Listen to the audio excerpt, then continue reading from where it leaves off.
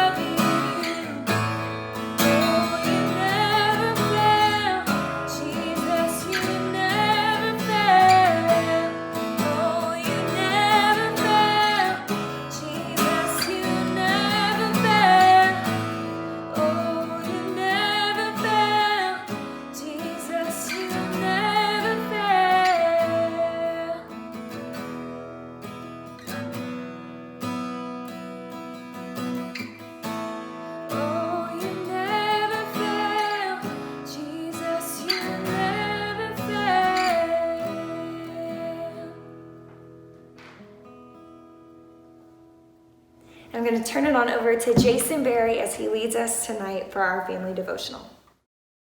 All right, 12 Stone, welcome to Family Devotions Friday night. Glad to be with you. Glad to have you in our home as you guys are doing devotions in your home. This is my oldest son, Luke. This is my daughter, Lizzie. This is my youngest son, Lincoln. What's your stuffed animal's name? Doggy? Close enough. And this is my wife, Amber. And we're going to jump in today. We got a chance to celebrate Easter last weekend, and today we're going to talk about what is life after Easter supposed to look like. Amber, will you read Matthew 16 at the top there? Matthew 16, 24 through 26. Then Jesus said to his disciples, "Whoever wants to be my disciple must deny themselves and take up their cross and follow me. For whoever wants to save their life will lose it, but whoever loses their life for me will find it. What good will it be for someone to gain the whole world, yet lose their soul?" Yep. So we just talked about, that's Matthew 16, that's Jesus talking, and he's saying, listen, if you want to follow me, if you try to save your life, you'll lose it. But if you give your life for me, you will find it. Isn't that a weird thought? It sounds opposite, doesn't it? Mm-hmm. He says you have to take up your cross. What happened when Jesus carried his cross? What happened? He died. Yep, but what happened 3 days later? He rose again. Started a new life. Yeah, he rose from the dead. And what Easter tells us, listen, this is really cool. What Easter tells us is that we are worth dying for. That God loves us so much that we're worth dying for. And what Easter Sunday, the morning we rose from the dead, the empty tomb means we have something worth living for. Isn't that a cool thought? Yeah. Isn't that a cool idea? And so you guys have seen crosses everywhere probably, right? You guys have seen cross. You want to have crosses on your wall in your living room, or have you ever seen dudes like with big tattoos of crosses on their arm, like basketball players maybe, or people you've seen walking around at the beach? And it's sometimes on their leg too. Yep, sometimes on their leg. See, I think a lot of us, we forget what the cross was really about. You know, you can put it on your wall, put it on your arm, and you can forget that Jesus is saying, listen, if you want to follow me, you've got to take up your cross and you have to die to yourself. In the same way that Jesus died for us, we have to die to ourselves. And that means we have to be obedient. Have you ever heard mom or dad say you have to obey? Yeah. A lot. What does it mean to obey? Like to follow directions. Yep, to follow directions. Lincoln, what do you think it means to obey? To be obedient. Yep, to be obedient. So when mommy or daddy says, clean up your room, what would it mean if you obeyed that? You do what they say. Yes, and is it fun sometimes? Is it fun all the time to obey? No. Nope. That was a quick no. Lincoln, Not a is it? chance. Nope. Not a chance. It's not. Sometimes it's not fun to obey. But what Jesus is saying is, listen, it's counterintuitive. It's not going to completely make sense in the moment.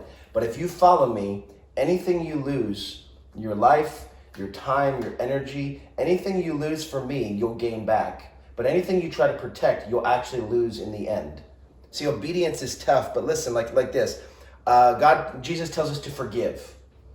If we were to obey God, we would forgive. Is it fun to forgive your brother or sister No. when they do something wrong to you? But what does it do after you're done with actually forgiving them? You feel better, they feel better, right? Yeah. Is it, you know how we say the first 10% goes to God? Yeah. Is it always fun to give the first 10% of your money to God? No. No. It's not, because you're like, man, I could have bought something cool with that, right?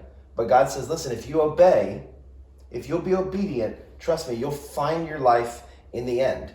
You see, obedience is never easy. It's never easy. But Jesus says, listen, if you want to follow me, you have to obey, you have to take up your cross, and you have to follow me. And so here's a couple questions I want you guys to talk about as a family. The first one, why is it hard to be obedient sometimes?